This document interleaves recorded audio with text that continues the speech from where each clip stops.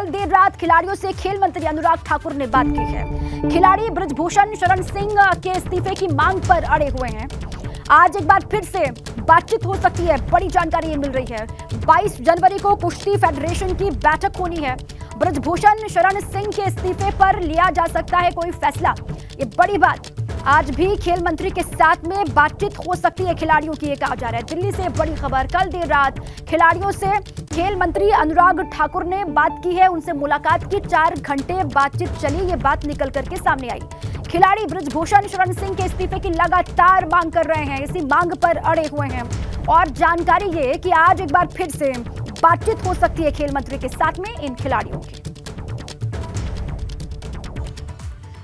देखिए, खेल मंत्री से हुई मुलाकात, बात क्या हुई आपको बताते हैं। देर रात खेल मंत्री के साथ खिलाड़ियों की मीटिंग हुई है।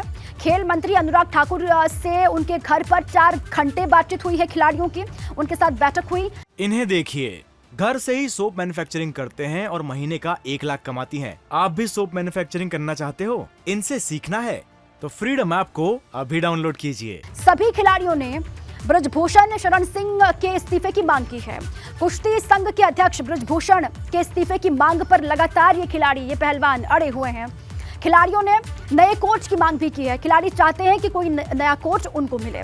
नए फिजियोथेरेपिस्ट की भी उन्होंने मांग की है और मामले की पारदर्शी जांच की मांग भी खिलाड़ियों की तरफ से की गई है। खेल मंत्री से उनकी मुलाकात, उनके साथ में उनकी बातचीत, बैठक, और उस बैठक में क्या कुछ, ये हमने आपके सामने रखा।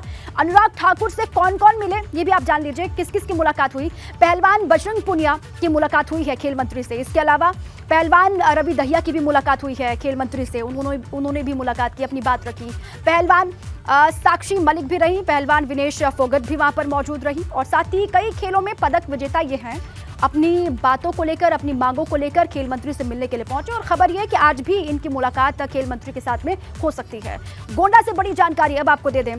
बृजभूषण शरण सिंह प्रेस कॉन्फ्रेंस करने वाले हैं। दोपहर 12 बजे का वक्त बताया जा रहा है जब प्रेस कॉन्फ्रेंस करेंगे और अपने आरोपों पर सफाई देते हुए बृजभूषण शरण सिंह दिखाई देंगे। कुश्ती संघ के खिलाफ राजनीतिक साजिश पर वो बात करेंगे, जैसे कि वो बार बार कहते आ रहे हैं। जब से उन पर आरोप लग रहे हैं, वो बार बार ये कह रहे हैं कि साजिश के तहत ये हो रहा है।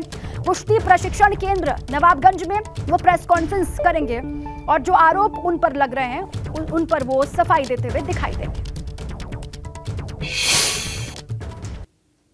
भारतीय कुश्ती संघ पर लगे आरोप का जो मामला है धीरे धीरे तूल पकड़ता जा रहा है। मामला अभी तक शांत नहीं हुआ। फिलहाल जिस तरीके से परसों जंतर मंतर पहलवानों द्वारा पूर्व प्रदर्शन करने के बाद बीजेपी सांसद बीती रात अपने घर पर पहुंचे हैं और उस समय मीडिया से कोई बात नहीं कर रहे हैं। लगातार जो है उनका कहना है कि 12 बजे नेहरू स्पोर्ट्स स्टेडियम में पत्रकारों से वार्ता करेंगे, कई राज खोलेंगे।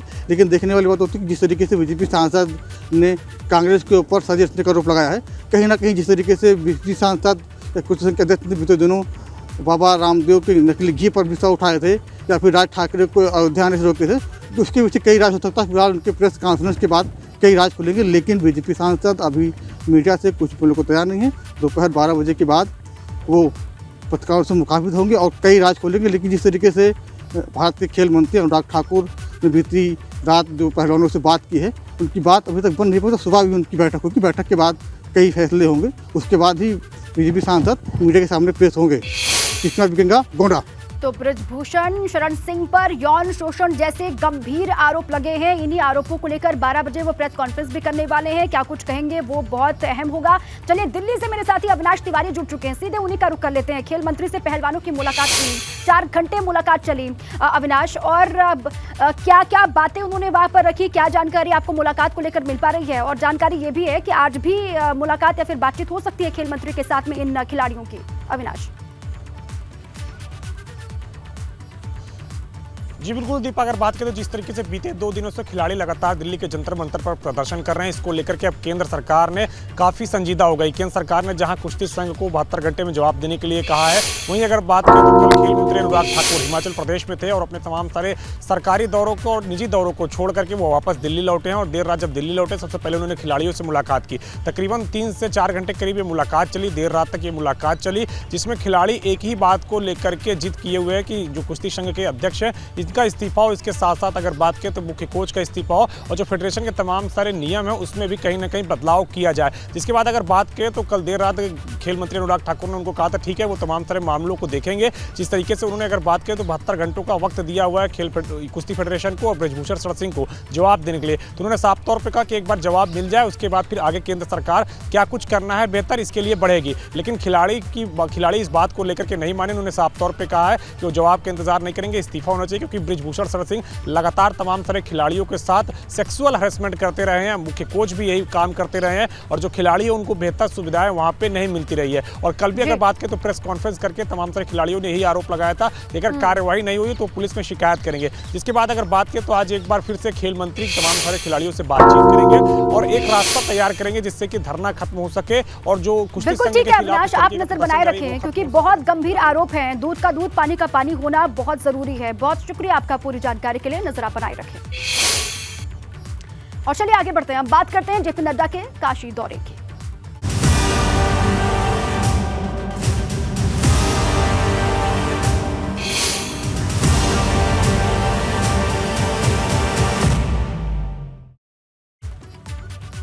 यूपी दौरे पर भाजपा के राष्ट्रीय अध्यक्ष जेपी नड्डा हैं। आज काशी विश्वनाथ मंदिर में पूजा अर्चना करते हुए दिखाई देंगे। वाराणसी से गाजीपुर जाकर के बूथ कार्यकर्ताओं से मिलेंगे, उनसे मुलाकात करेंगे। गाजीपुर में नड्डा एक जनसभा को भी संबोधित करने वाले हैं। सीएम योगी भी जेपी नड्डा के साथ रहेंगे मौजूद। बड़ी खबर, अभी जेपी नड्डा की मौजूदगी है काशी में और यूपी दौरे पर भाजपा के राष्ट्रीय अध्यक्ष जेपी नड्डा काशी विश्वनाथ मंदिर में दर्शन पूजन वो करेंगे और काशी के बाद फिर यहां से सीधे वो जाएंगे गाजीपुर। यहां बूथ स्तर के कार्यकर्ता उनका इंतजार कर रहे हैं, कार्यकर्ताओं से वो मिलेंगे, मुलाकात का कार्यक्रम है और उसके बाद एक जनसभा को भी संबोधित करते हुए जेपी नड्डा गाजीपुर में दिखाई देने वाले हैं। सीएम योगी भी उनके साथ गाजीपुर में मौजूद रहेंगे। तो काशी में उनकी मौजूदगी, यहां पर विश्वनाथ मंदिर में पूजा अर्चना करेंगे। बड़ी संख्या में यहां भी कार्यकर्ता उत्साहित हैं उनके आगमन को लेकर। उनकी जिम्मेदारी और बढ़ाई गई है, जिसके बाद पहली मर्तबा वो पहुंचे हैं यूपी के दौरे पर। काशी में उनकी मौजूदगी, जाएंगे गाजीपुर। चलिए सीधे वाराणसी आपको लिए चलते हैं। वहां से हमारे UP bureau chief Viresh Pandey जुड़ चुके हैं। वीरेश जी, अभी वहां पर मौजूदगी जेपी नड्डा की और खबर ये मिल रही है कि काशी विश्वनाथ मंदिर में पूजा अर्चना वो करने वाले हैं। कितने बजे कार्यक्रमों की शुरुआत होगी और यहाँ से कब वो गाजीपुर के लिए रवाना होंगे? वीरेश,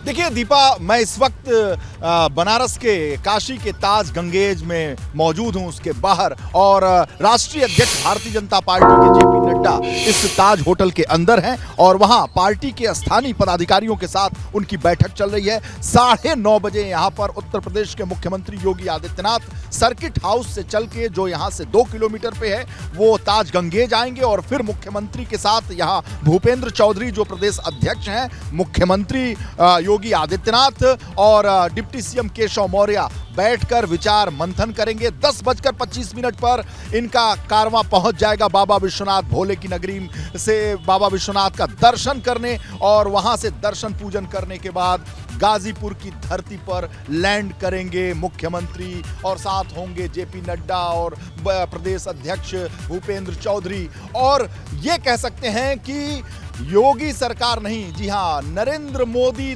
तृतीय सरकार के स्थापना के लिए आज से आगाज होगा। आज गाजीपुर की धरती से बुलंद आवाज में जेपी नड्डा गरजेंगे और उस धरती से जहां भारतीय जनता पार्टी 2022 में 0 है, उस यानी गाजीपुर में एक भी सीट भाजपा की नहीं है। 2017 में 5 सीटें थी गठबंधन के साथ, 2 सुभाषपा और 3 भारतीय जनता पार्टी की यानी 5। इस बार समीकरण बदल गया है और सांसद भी 2019 में गाजीपुर से बसपा के सांसद हैं। इसलिए भारतीय जनता पार्टी ऐसी जमीन पर अपनी कोशिश लगातार बढ़ा रही है। 14 के करीब ऐसी सीटें हैं जहां भारतीय जनता पार्टी 2019 में कमल नहीं खिला पाई थी। पूरे देश में 160 ऐसी सीटें हैं जहां भारतीय जनता पार्टी कमल नहीं खिला पाई थी। वहां पर अमित शाह के दौरे अन्य प्रदेशों में हो रहे हैं। पार्टी के राष्ट्रीय अध्यक्ष 1 साल जो उनकी कार्यावधि बढ़ी है उसके बाद से प्रथम आगमन है काशी का बाबा की धरती पर, प्रधानमंत्री नरेंद्र मोदी की कर्मभूमि पर, और यहां पर पूजन दर्शन करने के बाद और उस भूमि से वो आज गरजेंगे जो भय मुक्त, माफिया मुक्त भूमि कही जा रही है गाजीपुर। और कानून व्यवस्था जो सबसे बड़ा मुद्दा है, सबसे बड़ा हम कह सकते हैं कि ट्रेडमार्क है, और इस सरकार की सराहना की जाती है पूरे देश और पूरे विदेश में भी। तो कानून व्यवस्था को लेकर की जा रही है योगी आदित्यनाथ की सरकार को। और आपको सबसे रोक रही हूं पहले माफी के साथ विनेश जी, क्योंकि देखिए 2024 में 80 का टारगेट अगर पूरा करना है तो गाजीपुर के सूखे को खत्म करना ही होगा, और इसीलिए वहां पर पहुंच भी रहे हैं। वहां से उनकी गर्जना आज दिखाई देगी। आप रहे हमारे साथ नीतीश जुड़ चुके हैं, काशी विश्वनाथ मंदिर के बाहर उनकी मौजूदगी है। नीतीश, आज 10:30 बजे के आसपास वहां पर पहुंचेंगे जेपी नड्डा और सीएम योगी, क्या जानकारी आपके पास? निश्चित तौर पे दीपा, और तैयारियां मैं दिखाना चाहूंगा। आप देखिए तैयारियां, यहाँ पर सुरक्षा के कड़े इंतजाम हैं, और जो मार्ग है आने वाला वहां पर पूरी तरह से बैरिकेडिंग की गई है।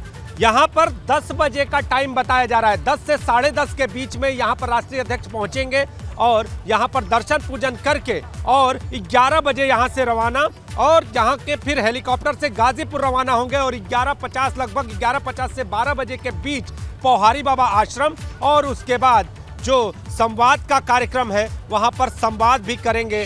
और जो लोग हैं, गाजीपुर की जनता अब तक सरकार के जो कामकाज हैं, जो सरकार की नीतियां हैं, उनसे किस तरह से बदलाव की स्थिति को देख रही है, इन सारी बातों को जानेंगे। और खास तौर पे अगर बात करें तो 12:25 पर बंसी बाजार के एक होटल में ये संवाद का कार्यक्रम होगा, और इसमें जो पूर्व सैनिक हैं वो मौजूद रहेंगे, और उसके बाद आईटी मैदान में जनसभा को संबोधित करेंगे।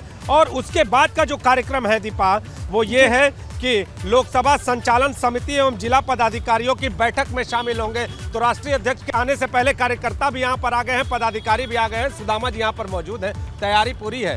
लेकिन बाबा के आशीर्वाद के साथ खाने का भी प्रयास है। कहा जा रहा है 2024 में बनारस का एक मॉडल होगा जो विकास के मॉडल के तौर पे प्रस्तुत किया जाएगा। तो कितना उत्साह, कितनी तैयारी, राष्ट्रीय अध्यक्ष के आगमन का कितना इंतजार बाबा विश्वनाथ के धाम पर? बाबा विश्वनाथ के धाम पे राष्ट्रीय अध्यक्ष जी 2 साल बढ़ा है, और उसका भी उत्साह कार्यकर्ताओं में है।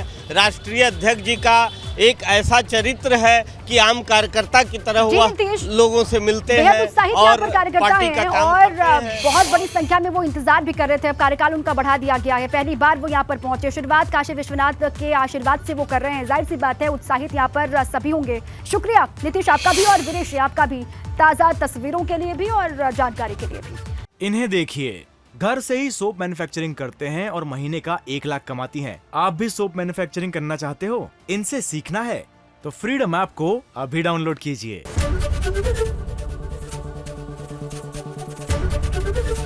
एबीपी गंगा, खबर आपकी, जुबान आपकी।